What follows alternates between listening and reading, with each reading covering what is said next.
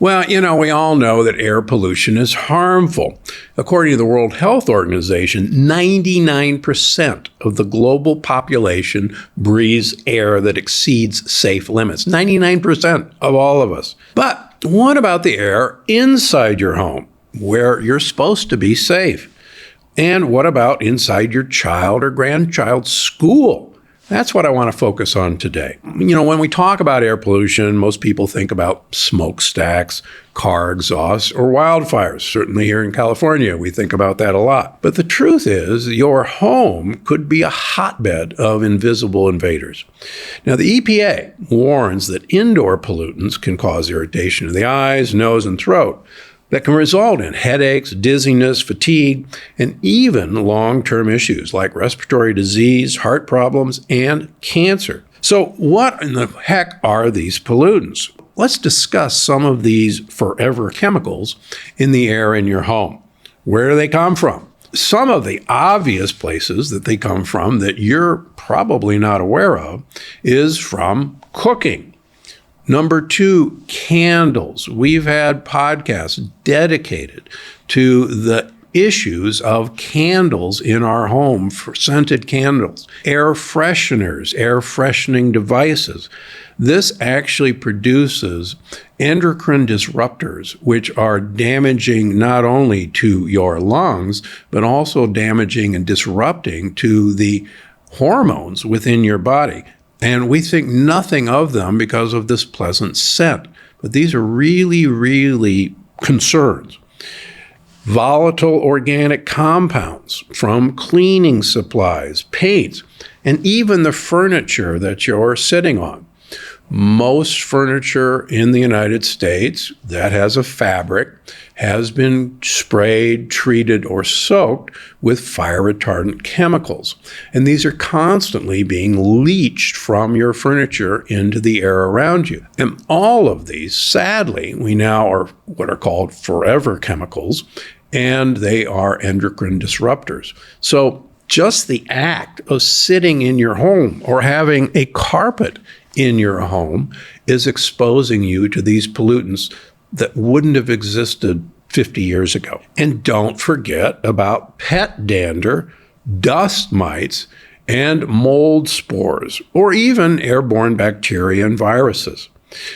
Now, dust mites don't get as much love or hate, I guess, as they should. Dust mites are a major cause of allergens in humans. Dust mites almost certainly in your mattresses, in your pillows. They're almost certainly in your furniture. And they become airborne. And they, as the name implies, are very potent allergens. And they're so microscopic that you really don't see them with the naked eye. But it's something that an air purifier could handle. Now, mold and mold spores obviously thrive in damp areas, like bathrooms, like kitchens, and certainly in basements.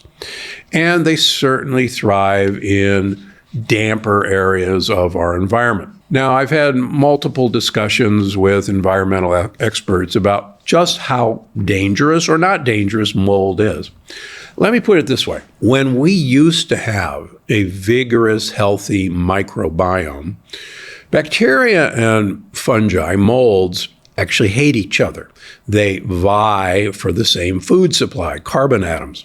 Most antibiotics, antibacterial compounds, are made from funguses and molds. Penicillin, of course, is the classic example, bread mold. So bacteria have great ways of handling mold. On the other hand, if you don't have a healthy microbiome to handle these mold, then that's when it can become a problem. And I've been impressed with mycotoxin testing in my patients that a great number of my patients are sensitive and are exposed to mold in their home. So it's something that we do have to take under consideration because we don't have a good defense mechanism against mold spores like we used to. Here's the other problem. We don't like pests. We don't like cockroaches. We don't like ants. We don't like spiders in our homes. And many people spray insecticides both in their home and outside their home. Many people have home pest control people that spray routinely to control these pests without understanding that these pesticides linger and these pesticides become airborne. And these pesticides are also incredibly damaging to our nervous system. You probably recently heard about the recent study showing the incidence of Parkinson's disease is incredibly high in people who live within 1.5 miles of a golf course.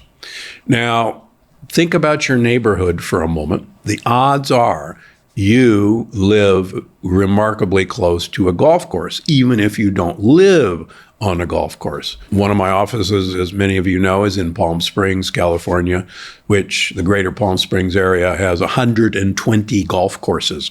It's Mecca for golfers. But living on a golf course takes its toll. Sadly, I see so many patients who live on a golf course who have developed either Parkinson's, other movement disorders, or Alzheimer's. And when we look at their environmental toxins, these pesticides, insecticides, herbicides show up in high concentrations in their bloodstream.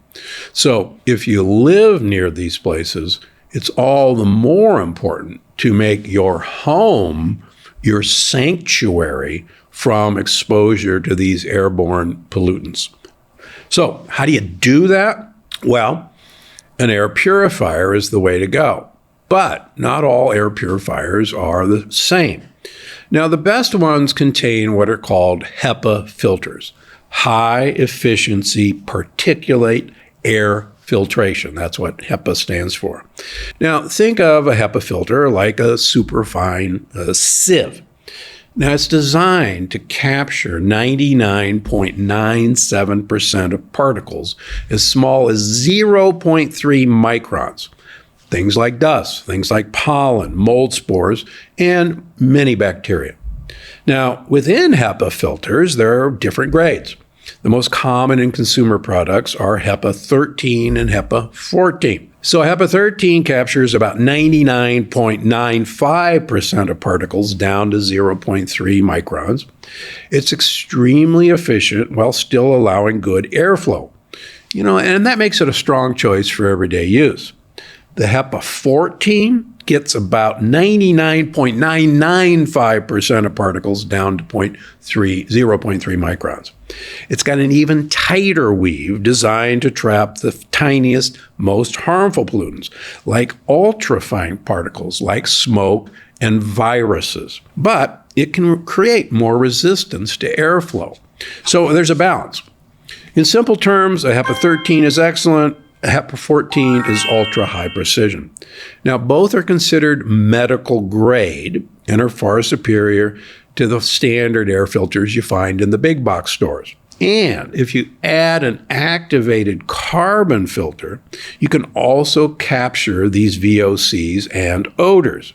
And that's where we start to see a big difference in indoor air quality. Okay, so how about the evidence? Do they actually make a difference? Do they work? People with COPD who used a HEPA plus carbon filter saw a 25% increase in heart rate variability. Now, heart rate variability is something I measure on all of my measuring devices, like an Oura Ring, like a Whoop band.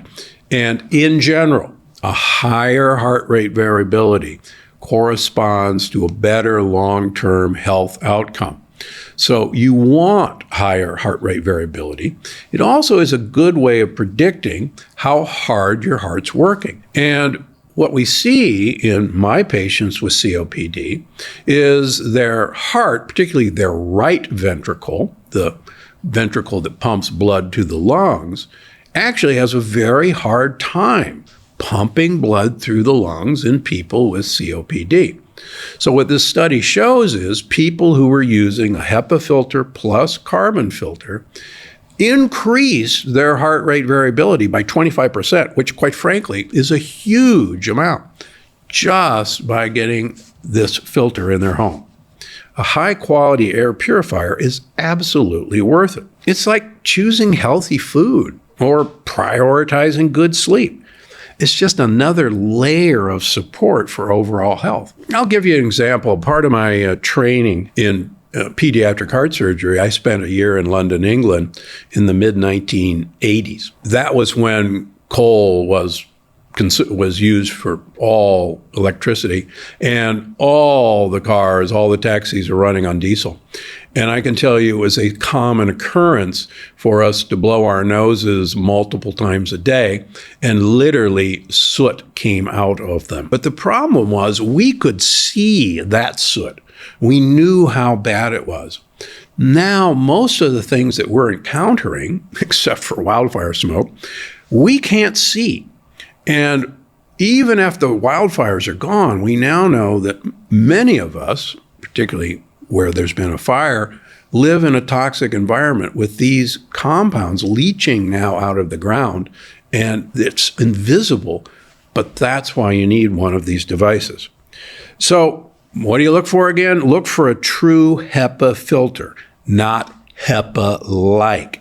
Ideally, a HEPA 13 or a 14 for medical grade protection of the smallest particles. Choose filters with microband technology. Now, this helps prevent bacteria and mold growth right on the filter, keeping it cleaner and safer for longer. Now, make sure it has an activated carbon filter for VOCs and other gases. Now, check this CDR rating. That means clean air delivery rate, and match it to the size of your room. The other thing, your filter shouldn't drive you crazy with the noise. Check for quiet operation so that you can run it all day. Now, stick with the reputable brands that share testing data and certifications. Now, a purifier is certainly better than no purifier. If an air filter is cost prohibitive, check with your state or local government for programs. Believe it or not, some states will often provide a free air purifier for you. So, is one filter good enough? Well, as I always say, and when I've had my experts on the program, if you can only afford one good quality air filter, put it in the room where you're going to spend the most time. That means, in general, it's your bedroom. Now, if you've got great outdoor air quality, do what my wife's mother made her do. Open the window at night. Again, we have worse air pollution in our homes than we do outside. So my wife to this day, now in our mid-70s, still has to open the window at night because her mother made her. And it's not a bad idea unless you live near a golf course. If you spend a lot of time in the kitchen, family room, great room, that's another place to keep an air filter. If you've got kids, don't depend that they get to sleep in your bedroom and you get the air purifier.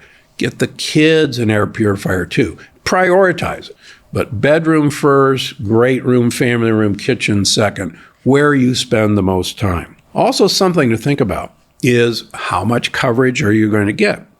If you have an open design like a kitchen, dining room, living room, a bedroom air filter is not going to do the job, and it's not going to cover the entire room. Just like a window air conditioner may not work for an entire room, same way with a filter. So make sure you pair your filter choice with the room you're trying to keep clean. The other thing that's important is most of us, when we think about air purifiers, think about nuisance symptoms. Then that's why we're getting an air purifier.